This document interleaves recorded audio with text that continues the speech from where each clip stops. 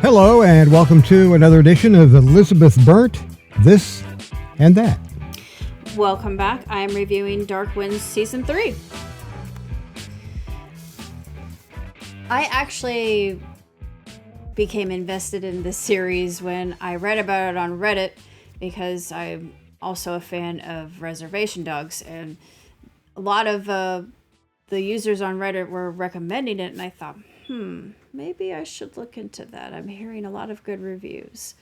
And interestingly enough, the main character, Joe Leaphorn, he's played by the same actor who plays Big in Reservation Dogs, but it's a completely different role. It's one that's more serious.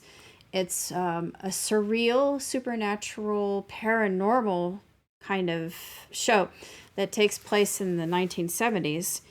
And this one relies heavily more on Navajo legend and myth, which I absolutely love. And I'm not indigenous myself, but I just find the whole storytelling aspect of it absolutely fascinating. And George R.R. Martin was one of the executive producers for the show, as well as Robert Redford. So it is just absolutely exemplary. And the cinematography is outstanding, just the acting, the actors, the story itself. You really get involved in it, and you get just immediately transfixed by it the moment you begin watching it. It's just one of those series that it's binge worthy, and not just because of that, but it's everything. If you're a fan of the actor who plays Big in Reservation Dogs, I would highly recommend it because it just shows the range of his acting ability. This one was different. Well, I guess a little bit different from previous seasons because you had an actual mythological character. Well, one that Joe perceived to be something other than what it was. And it was Yata Itzo. And that's basically their version of the boogeyman, or La Llorona in Mexican mythology. She's terrifying if you know anything about her, so it's akin to that. But there were a lot of episodes that actually made me cry, heavily cry. I predicted something that came to pass in this particular season. I'm not going to say what, but it was something that made me particularly happy. The song of the end really made me bawl. But as a whole, the series is a 5-star series and 2 thumbs high. Absolutely way up. What was your opinion of the series, John? I enjoyed it. I thought it was really, really good, and kept me captivated, and looking forward to the next episode. We, like we do a lot of series, we binge watched it. Right. Get to the weekend, and it's like, okay, we got a little free time here, and 4 or 5 hours later, it's like, okay, we need to cook a then when meal. It's over, we hate it because we think, when's the next season? Yeah, and it's such a long wait. It's a lot of times it's for Dark Winds, 2-3 years to take forever to get another season. So that's the one thing that's kind of that's always worth frustrating. So what other kind of reviews have you got coming up? This is the second in this series. So I'm going to be reviewing the movie Conclave, which, if you are well aware, we just recently got a new pope. So I thought, why not? I'll do a review of it. It was a movie that came out last year, and it's extremely apropos. And then I thought I would do a review of Daredevil Born Again, which we watched not long ago. And I've got some other reviews in here that I could go over, but I have to think about it before I actually do. But I got all my notes available, so I'm not really worried about any of that. Daredevil was good. I'm kind of waiting for another series of Punisher. Yeah, I love the Punisher. So. Yeah, Daredevil, I don't know, the whole thing about a blind individual that can fight people and kung fu and all of that just suspension of disbelief. It's there's a little bit of it drug out in some spots, but definitely. Yeah. So, And what else got coming up? Well, aren't we going to West Virginia? We hope to go to West Virginia. We'd like to visit Branson, Missouri. Branson, Missouri. But in West And Virginia, Sullivan, we want to yeah. go to, what's the town?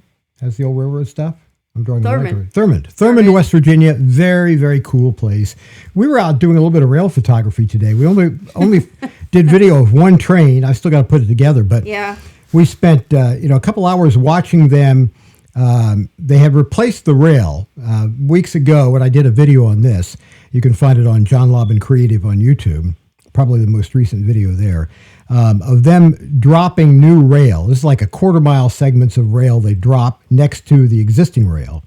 And they come back later and install it. Well, last day or so, they've been installing that. So the new rail is in place, but they're doing all the additional work, like driving the spikes, a lot of welding, it, yep. going back and then doing, it looked like they had a plasma cutter or an acetylene torch, and they were cutting the rail into, maybe 20 or 30 foot, probably 30-foot sections so they could put it up on top of road railer or one of those big trucks that rides on the rails and then cart it off. So we watched them work on that today for a while. I would like to see them putting in the new rail, but we didn't see that today. We may have to go down the rails, 5-10 miles to see that take place. Just didn't have time to do that today.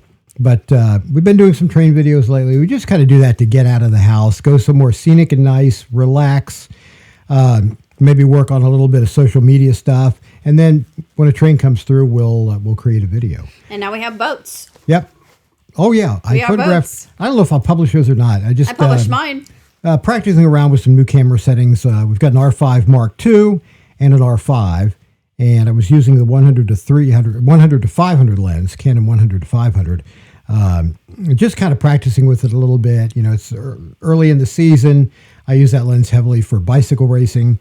And so I just wanted to put the camera through its paces a little bit. Put a lawn chair out there, kick back, relaxed in a reclining lawn chair, and took photos. It was a beautiful day. So I don't know if I'll publish those or not. Maybe a couple of them I'll publish. What else we got going on? We've got made a few changes here in the studio. I've got, let me switch cameras here. And this is a new toy I bought last year. This is the Rode Wireless Go wireless microphone set. 2 microphones here. You can wear them like a lapel microphone. They work directly with my Rodecaster Pro, which is what I use for audio here on the desk. And I think the wireless mic just connects through Bluetooth directly into the Rodecaster Pro 2. What else have I got? This is a gadget I got the other day right here. That's a video microscope. Autofocusing. It's really cool. That's my watch that needs a new watch band.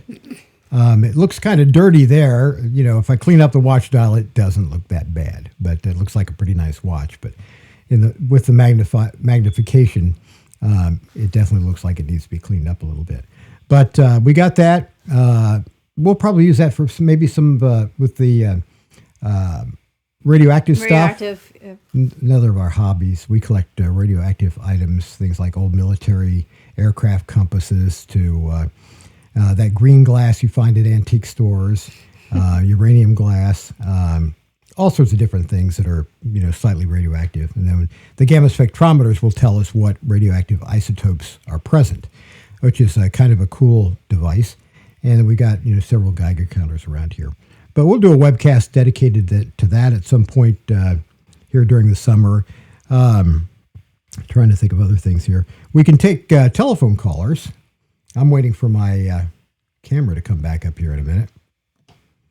This I use the iPhone as an extra camera here, and it's a little bit finicky. See if I can get that to come back on. But we're going to do some live webcasts where we can actually take callers. That's something I'm looking forward to. I've got that back up again. Should be connecting here in a moment. Yeah, it's going to be, there we go. that's another set of wireless microphones. We use that, in the car or, going for a walk for making recordings. I've got a better one made by DJI that's going to replace this one. And we've got a telephone hybrid, so I can actually take callers. Nobody there right now, but I can take callers and bring people into the webcast that way. We could do that for like doing an interview if they're not set up to, with a camera and everything. That's something I used to use back in my old webcast days when we did a webcast dedicated to fans of the NCIS TV series. And that was called NCIS Fanatic Live.